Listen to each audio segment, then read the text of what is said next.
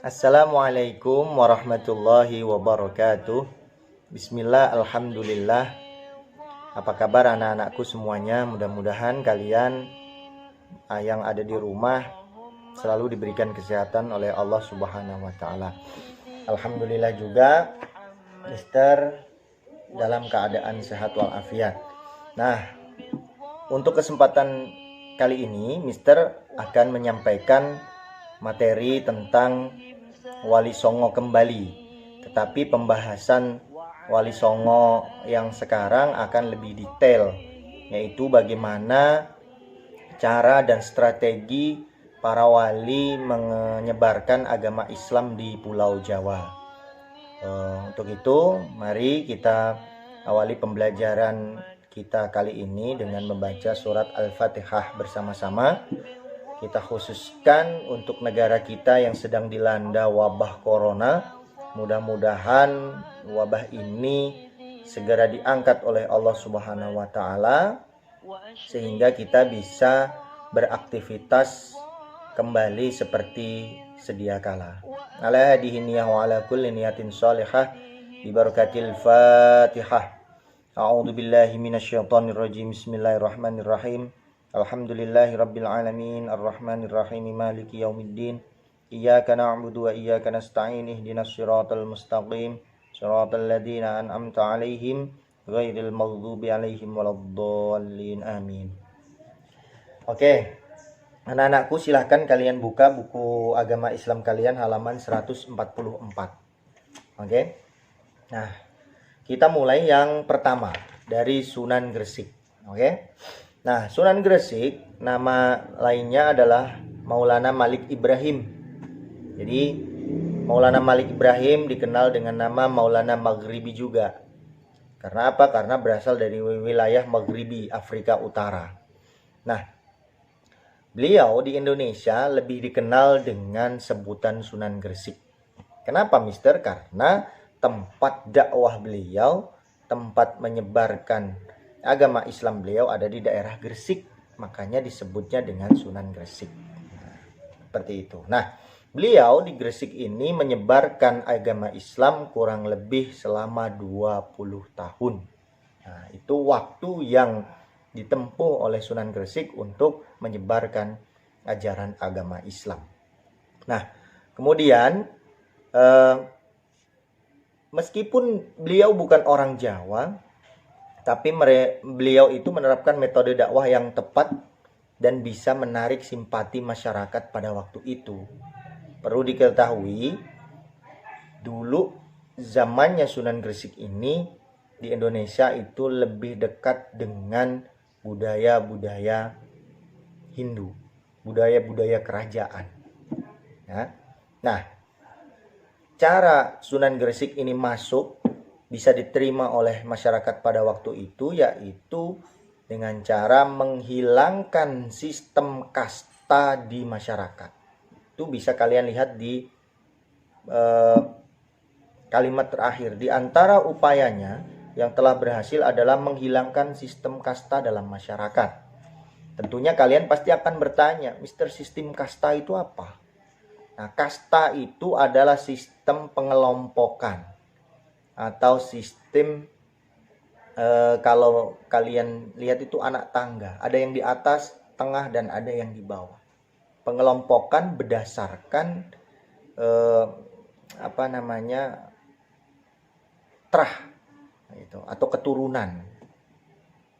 Bisa nanti karena ekonominya mereka.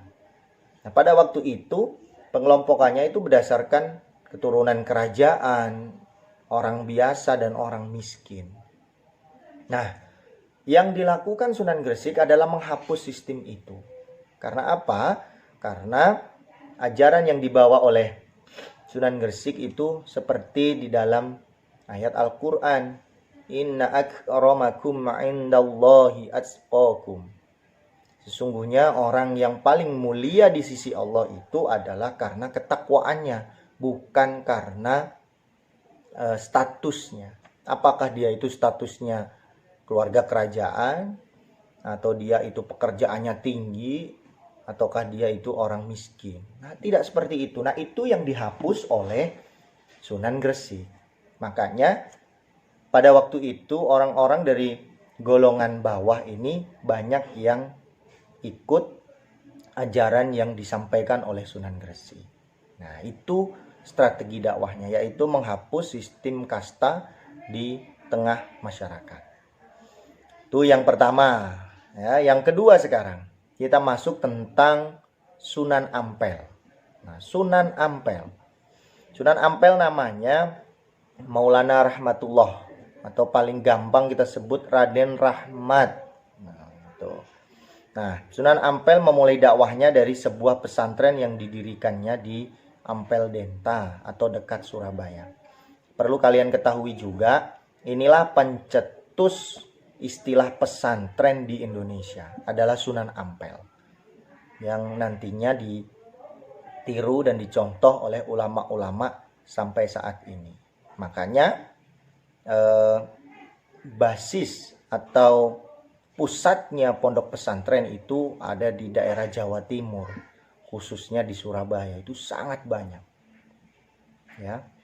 Itu kalian harus tahu asal-usul pesantren ini. Kemudian ajaran yang sangat terkenal dari Sunan Ampel ini adalah Moh Limo. Ya, Mister ulangi, Moh Limo. Mister tulis, kalian catat juga bisa, Moh Limo. Tidak mau 5. Tidak mau melakukan 5 hal. Oke? Ini ajarannya Sunan Ampel. Yang pertama adalah moh main, tidak mau judi. Nah, ini yang diajarkan oleh Sunan Ampel. Kita tidak boleh main judi. Oke, moh main. Hanya seperti lagunya Rhoma Irama, judi menjanjikan kemenangan. Hanya menjanjikan tapi belum tentu menang. Ya. Yang kedua adalah moh maling. Jadi tidak mau mencuri. Ya, jadi kita tidak boleh mengambil barang yang bukan hak kita. Itu namanya mencuri atau maling. Kemudian yang ketiga, moh ngombe. Tidak mau mabuk. Nah, jadi di Islam tidak mengenal mabuk. Oke? Jadi tidak boleh minum minuman keras. Walau setetes tidak boleh, haram. Kullu muskirin haram, itu hadisnya. Setiap yang memabukkan walau setetes itu haram, makanya dilarang minum. Sekarang yang keempat ya, moh madat. Oke, tidak mau hisap candu atau tidak mau memakai narkoba walau secuil. Nah, itu tidak boleh. Terakhir adalah moh madon. Oke, tidak mau berzina, tidak mau main wanita. Kemudian berzina, itu tidak boleh. Wala taqrabuz zina. Kita tidak boleh mendekati zina. Oke, mendekati aja tidak boleh, apalagi melakukannya. Nah, itu tadi moh limo yang diajarkan oleh Sunan Ampel. Harus kalian ingat nanti ketika ada pertanyaan dari Mister, ajaran apa yang diajarkan oleh Sunan Ampel, yaitu moh limo itu tadi. Nah, silahkan nanti kalian catat. Tadi kan sudah Mister sampaikan. Sekarang yang ketiga, Sunan Bonang, Maulana Makdum Ibrahim. Nah, Bonang itu ada di daerah Tuban, Jawa Timur. Ini perbatasan antara Jawa Tengah dengan Jawa Timur. Nah, Sunan Bonang termasuk wali yang menyebarkan agama Islam dengan cara menyesuaikan kebudayaan masyarakat Jawa, seperti wayang dan gamelan. Nah, yang dilakukan ini adalah dengan cara musik gamelan. Nah, namanya sekaten. Kalian pasti kalau yang berasal dari Jawa, orang tua kalian itu berasal dari Jawa, nah sekaten. Sekaten itu bahasanya atau logatnya orang Jawa. Padahal aslinya itu sekaten itu dulu pas ketika diajarkan sama Sunan Bonang itu adalah namanya syahadatain. Orang Jawa itu tidak mau ribet jadi sekaten, syahadatain, 2 kalimat syahadat.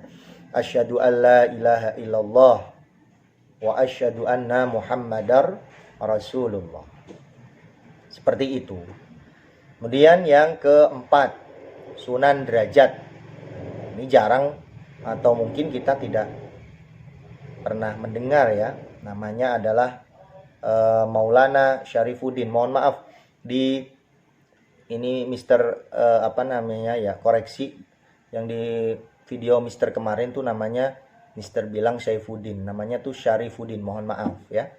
Jadi Sunan Derajat ini ada di Lamongan. Nah, tuh Lamongan, biasanya soto Lamongan, pecel ayam Lamongan. Nah, di sini ternyata ada sunannya. Ya. Itu namanya Sunan Derajat.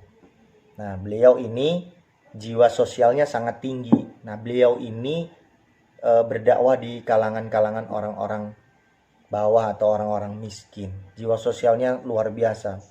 Beliau itu menyantuni anak yatim, fakir miskin. Nah, itu yang dilakukan sama beliau. Beliau sayang kepada fakir miskin. Jadi Mister ingat nih, kalau kita sayang kepada fakir miskin itu atau anak yatim apalagi, itu luar biasa. Rasulullah Shallallahu Alaihi Wasallam dalam hadisnya pernah bersabda, "Ana wa kafilul yatim fil jannah, hakadha wa asyara babas sababah." Ini kata Rasul, Rasulullah nih ya, aku dan orang yang sayang kepada anak yatim itu seperti jari tengah yang dekat dengan jari kanan kirinya. Fil jannah, nanti di dalam surga. Bayangin aja tuh. Makanya kita itu selalu diajarkan untuk menyantuni anak yatim itu seperti itu. Rasul nanti di surga duduknya itu kanan kirinya itu seperti jari tengah. Jari tengah dengan jari kanan kiri kita ini kan dekat banget. Nah, besok Rasul itu seperti itu. Nah, ini yang diajarkan oleh Sunan Derajat, yaitu sayang kepada fakir miskin dan anak-anak yatim. Kemudian beliau juga menciptakan lagu Pangkur. Ya.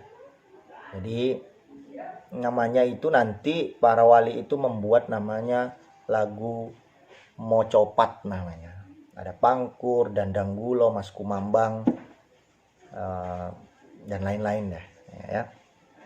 Yang kelima sekarang, yaitu Sunan Giri, Maulana Ainul Yaqin. Nah, di Sunan Giri nama aslinya adalah Raden Paku. Sunan Giri merupakan wali yang menyebarkan agama Islam dengan menitik beratkan pada bidang pendidikan. Jadi pendidikan itu adalah titik berat dari Sunan Giri. Nah, perlu diketahui Sunan Giri ini adalah murid dari Sunan Ampel. Ya, pendidikan otomatis beliau inilah yang meneruskan pesantren. Jadi pesantren dari Sunan Ampel tadi diteruskan oleh Sunan Giri. Oke. Nah, satu cerita ini karomah dari Sunan Giri. Mungkin kalian juga harus tahu bedanya orang-orang solih dengan orang-orang yang tidak solih.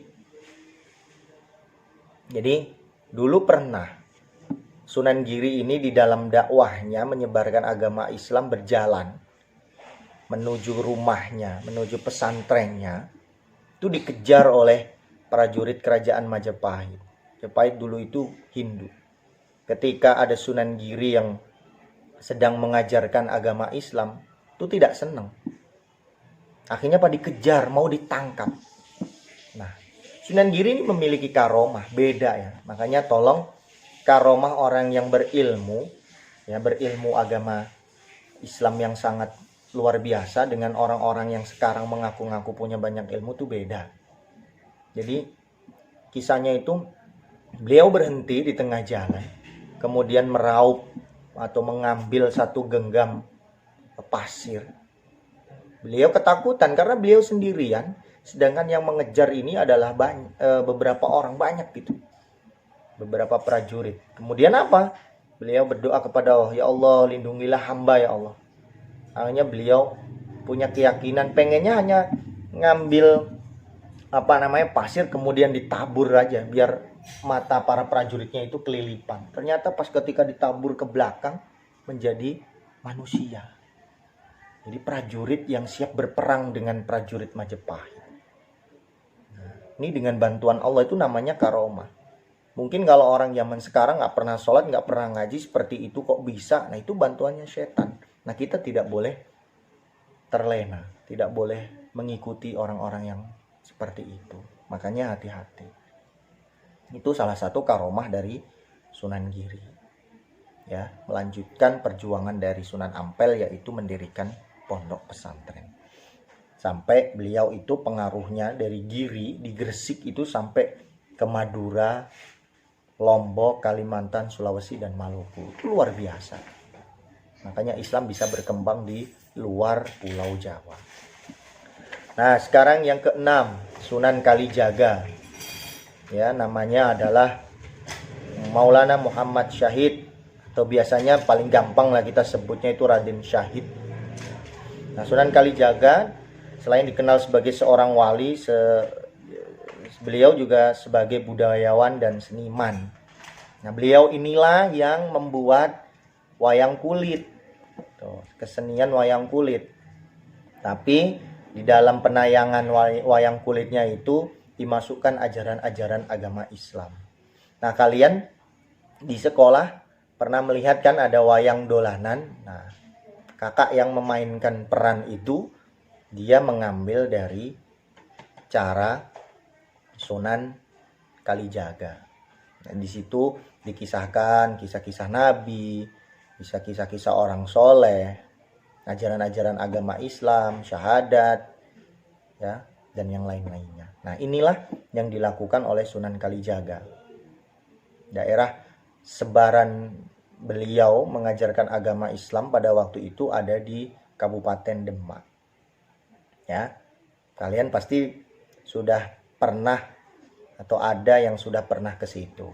Ya, tapi perlu Mister jelaskan. Kalian kalau ke Demak di alun-alunnya itu di depan alun-alun itu kan ada Masjid Demak itu. Nah, itu adalah masjid peninggalan para wali ketika sedang bersidang atau mereka kalau rapat itu di situ. Nah, di tengah-tengahnya itu ada 4 soko namanya. 4 soko itu 4 tiang dari dari kayu. Nah, itu ada sumbangan dari beberapa sunan yang besar-besar itu. Nah, alhamdulillah Mister juga sudah pernah ke situ karena rumah Mister di Kudus dekat dengan Demak. Nah, yang banyak orang salah itu di belakang Masjid Agung Demak itu ada makam. Nah, orang banyak mengira itu adalah makamnya Sunan Kalijaga. Bukan. Itu adalah makam raja-raja Demak pada waktu itu. Ya. Itu Raden Patah, Sultan Trenggono. Nah, itu makamnya di situ. Makamnya panjang-panjang sampai 2 meter. Terkadang orang heran kalau di situ. Apakah dulu orang itu panjangnya seperti itu ya? Nah, tuh. Itu bukan. Jadi makam Sunan Kalijaga itu ada di daerah Kadilangu namanya. Kalau kalian beserta keluarga mau berziarah ke sana, jangan salah ya. Boleh nanya Kadilangu tuh di daerah mana. Atau pas kalau Mister sedang berada di Kudus ya nanti kita bisa berziarah bareng. Nah, jadi seperti itu Sunan Kalijaga. Beliau itu sukanya berkelana, jalan ke sana kemari. Nah, ya, cerita yang sangat terkenal dari beliau itu namanya Kali Jogo. Jadi menjaga kali, sungai. Dulu itu beliau punya tugas menjaga tongkat di samping sungai. Nah, beliau itu karena beliau itu sangat taat, beliau menjaganya. Makanya namanya Sunan Kalijogo. Ya. Nah, sekarang yang ketujuh, Sunan Muria. Sunan Muria dan Sunan Kudus ini ada di kota kelahiran Mister di Kudus. Ya. Sunan Muria namanya Maulana Umar Said. Tadi Raden Syahid, kalau ini Umar Said. Nah, jangan salah ya membedakannya. Maulana Umar Said atau Raden Umar Said. Nah, beliau dikenal sebagai wali yang pendiam. Beliau itu suka menyendiri, mencari tempat-tempat yang sunyi. Makanya tempat beliau menyebarkan agama Islam itu ada di puncak gunung. Namanya Gunung Muria. Nah, sekarang masih ada. Ya, Mister juga sering berziarah kalau Mister pulang ke kampung Mister di Kudus. Ya, di sana. Namanya Gunung Muria, makanya dinamakan Sunan Muria. Sunan Muria dikenal sebagai guru tasawuf dalam menyebarkan agama Islam. Sunan Muria lebih memfokuskan di daerah pedesaan. Memang di daerah sana itu desa. Jadi jauh dari ramainya hiruk pikuknya kota. Gitu. Karena di puncak gunung. Nah, beliau juga menciptakan lagu. Jadi lagu yang diciptakan para wali itu berisi tentang nasihat, ajakan, tentang keesaan Allah. Itu namanya Sinom dan Kinanti. Tuh, di situ bisa dilihat ya halaman 146. Tuh, Raden Umar Said Sunan Muria ada di Kudus. Oke. Nah, ke-8 sekarang Sunan Kudus. Nah, kalau Mister menyebutnya namanya Sayyid Ja'far Shodiq. Kalau di situ ya Maulana Ja'far Shodiq. Di antara wali yang mendapat gelar wali al-ilmi. Jadi orang yang berilmu luas. Jadi di dalam kisahnya Sunan Kudus ini belajar ilmu sampai ke Palestina. Itu. Oke. Makanya beliau itu dikenal dengan ilmu agama yang banyak, tauhid, fikih. Ya. Karena ilmu itu Sunan Kudus mendapat kepercayaan dari Kesultanan Demak mengendalikan pemerintahan dan menjadi hakim. Jadi kalau ada orang-orang yang melakukan kesalahan, yang menjadi hakim ya Sunan Kudus ini. Nah, seperti itu. Nah, kalian bisa lihat itu ada gambar Menara Kudus. Kemudian ada Masjid Al-Aqsa. Karena beliau itu pernah belajar di Palestina, makanya masjid di Kudus sana itu namanya Masjidil Aqsa. Gitu. Ini alhamdulillah deket banget dengan rumah Mister. Itu. Makanya kalau pas lagi liburan ziarah ke sana, bisalah calling-calling Mister, nanti kita bisa ketemu di sana. Ya. Nah, ada satu kebiasaan masyarakat Kudus yang dilakukan. Nah, ini adalah dulu ajarannya Sunan Kudus, yaitu apa? Di Kudus dulunya adalah banyak orang-orang yang beragama Hindu. Zaman dulu banget, sebelum Sunan Kudus ini, Sayyid Ja'far Shodiq ini datang ke Kudus. Nah, makanya di situ kan mirip candi. Rumah-rumah di sekitarnya pun sama. Arsitek-arsitek Hindu banyak. Makanya kita orang Kudus itu diajarkan untuk menghormati. Sekali lagi akulturasi budaya. Ya. Jadi budaya yang sudah ada pada waktu itu tidak dihapus sama Sunan Kudus, tetapi dimasukkan ajaran-ajaran agama Islam. Pada waktu itu orang-orang Hindu itu kan menganggap sapi itu sebagai kendaraan dewa. Makanya tidak diapa-apain. Kalau kita di sini itu biasanya menyembelih sapi, kalau di sana itu kita tidak mengharamkan sapi untuk disembelih, tapi kita menghormati. Sebagaimana ajaran dulu Sunan Kudus menghormati orang-orang Hindu pada waktu itu. Makanya Sunan Kudus bisa masuk diterima oleh orang-orang Kudus untuk menyebarkan agama Islam karena tidak mengusik ajaran Hindunya.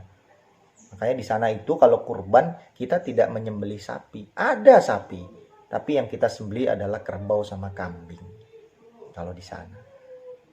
Itu. Nah, itu perlu kalian ketahui. Nah, kalau di sana ya soto daging sapi gitu enggak. Soto kerbau di sana.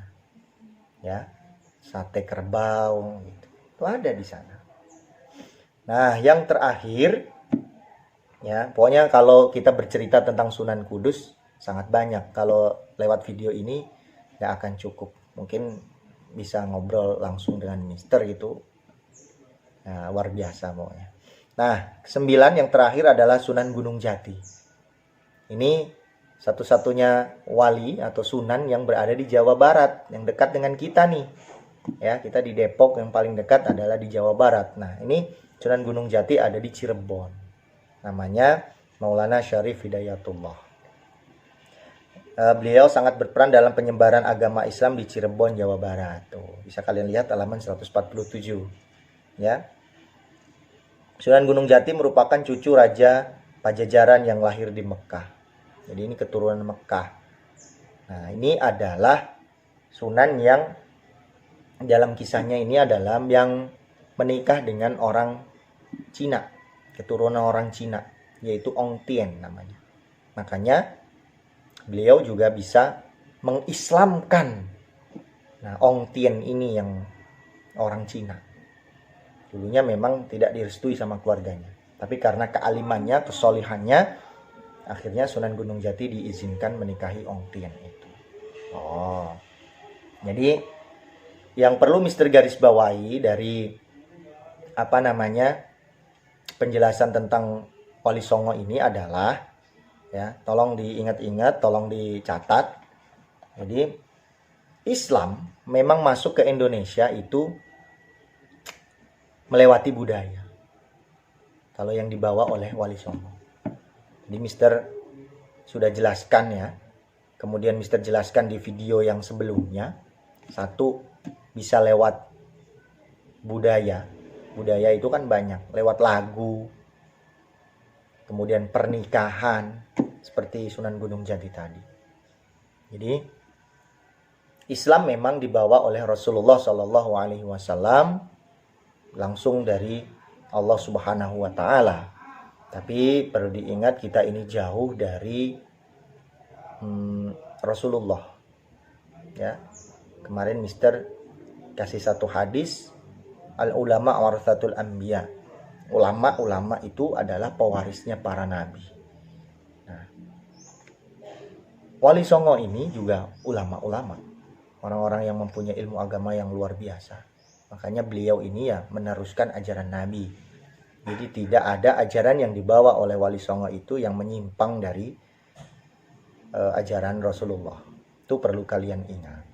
Nah, ya, kita berbangga bisa mengenal Wali Songo sehingga kita bisa mengenal ajaran dari Rasulullah SAW. Nah, itu penjelasan Mister tentang Wali Songo. Mudah-mudahan kalian bisa memahaminya. Walaupun sedikit, paling tidak kalian punya gambaran. Oh, seperti itu ya. Agama Islam itu bisa berkembang di Indonesia. Nah, kurang lebihnya nanti bisa kalian tanyakan kepada Mister. Bisa langsung kalau ketemu sama Mister atau via WA atau telepon juga bisa. Insya Allah Mister akan menjawab setiap pertanyaan kalian. Mudah-mudahan apa yang kalian pertanyakan bisa Mister jawab ya. Karena tidak semuanya pasti Mister bisa jawab, karena pasti Mister punya keterbatasan. Nah, itu saja yang bisa Mister sampaikan. Kurang lebihnya Mister mohon maaf. Apabila ada kesalahan, pasti itu datangnya dari Mister. Kalau ada sesuatu yang benar, itu pasti petunjuk dari Allah Subhanahu wa Ta'ala. Sekali lagi kita selalu berdoa mudah-mudahan wabah virus corona ini cepat berlalu sehingga kita bisa melakukan aktivitas seperti biasanya. Apalagi sebentar lagi kita akan memasuki bulan suci Ramadan yang tentunya kita harus melaksanakan ibadah yang harus berinteraksi atau bertemu dengan orang banyak, ya kan? Hanya kita tutup dengan bacaan hamdalah, alhamdulillah ya rabbil alamin. Mudah-mudahan apa yang Mister sampaikan bisa kalian terima dengan baik. Mister akhirul kalam, wallahul muwaffiq ila aqwamit thoriq. Assalamualaikum warahmatullahi wabarakatuh.